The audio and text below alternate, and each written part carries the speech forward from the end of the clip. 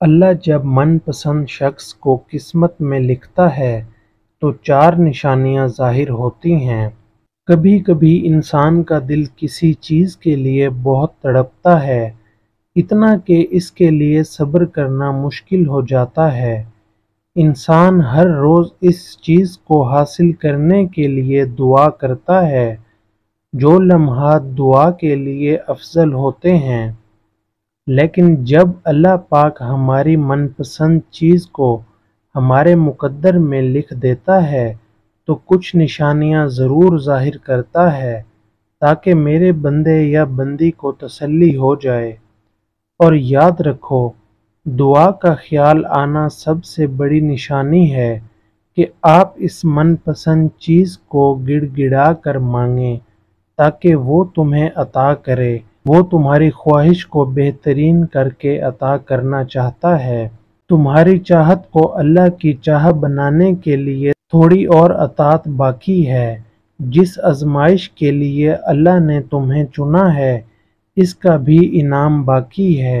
جب تمہارے صبر کے آنسو سجدہ شکر کے سجدوں میں بدل جائیں گے اور اس وقت تم کانپتے لبوں سے اس قبول کرنے والے رب کی گواہی دو گے، اور پھر یہ دل اس کی محبت سے پھٹنے لگے گا اور تمہیں اپنی قسمت پر رشک آئے گا۔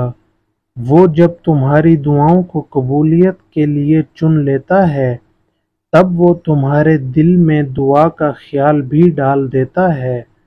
ہمیشہ مجھ سے یہ سوال پوچھا جاتا ہے کہ وہ من پسند چیز پر کن یعنی ہو جا کیوں نہیں کہتا۔ دراصل ہم انسان ہیں، اس لیے یہ بات ہم کبھی نہیں سمجھ سکتے کہ اس کے ایک لفظ کن یعنی ہو جا کی کتنی اہمیت ہے۔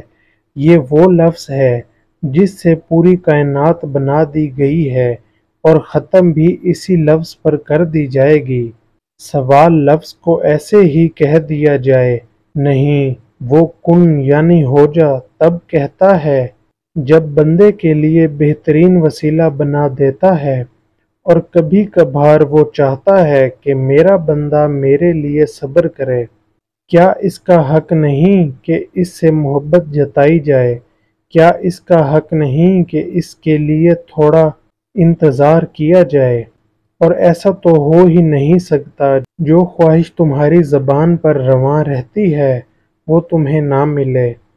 کیا اس کا حق نہیں کہ اس سے محبت جتائی جائے؟ جانتے ہو وہ دعا کی توفیق دیتا ہی تب ہے جب اس نے کن یعنی ہو جا کہنا ہو، ورنہ ہمارے آس پاس کتنے ہی ایسے لوگ ہیں جو دعا بھی نہیں مانگتے، صرف یہ سوچ کر خدا نہیں سنتا۔ استغفر اللہ۔ تم اگر اس کے کن یعنی ہو جا کہنے کا انتظار کر رہے ہو تو کیسے ممکن ہے کہ کوئی بندہ اس کی بارگاہ میں جائے اور وہ اسے سینے سے نہ لگائے؟ تو بس انتظار کرو، وہ انتظار کرنے والوں کے لیے معجزے دکھاتا ہے۔ ہم جو بھی سوچتے ہیں یا جو بھی خیال ہمارے دل میں آتا ہے، اس کی بھی کوئی نہ کوئی وجہ ضرور ہے۔ وہ خیال ایسے ہی نہیں آ جاتا، یہ خیال بھی دل میں اللہ کی طرف سے ہی آتا ہے۔ اکثر میرے دل میں ایک بات آتی ہے کہ کیا لوگ کسی کے لیے اچھا نہیں سوچتے تو کیا وہ بھی اللہ کی طرف سے ہوتا ہے؟ اس کا جواب بھی خود ہی مل گیا کہ وہ خیال شیطان ڈالتا ہے، وہ ہمیں اللہ سے دور کرنے کے لیے کرتا ہے۔ اللہ تو بس یہ دیکھتا ہے کہ اس کا بندہ یا بندی کیا شیطان کے وسوسوں میں آئے گا یا نہیں، اور ہم آ جاتے ہیں اور ہم کر بیٹھتے ہیں جو وہ کروانا چاہتا ہے، مگر اللہ تو اللہ ہے نا، وہ کیسے بھٹکنے دے گا اپنے بندے کو۔ پھر ڈالتا ہے وہ خیال جس سے بندہ دھیرے دھیرے اس کی طرف پلٹتا ہے۔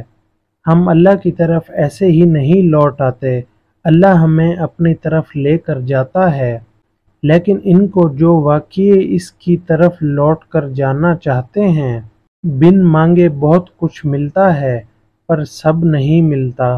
ہدایت بھی اسے ملتی ہے جس کو اس کی چاہت ہو۔ تو جس چیز کی چاہت ہونا وہ اللہ سے مانگتے رہا کرو۔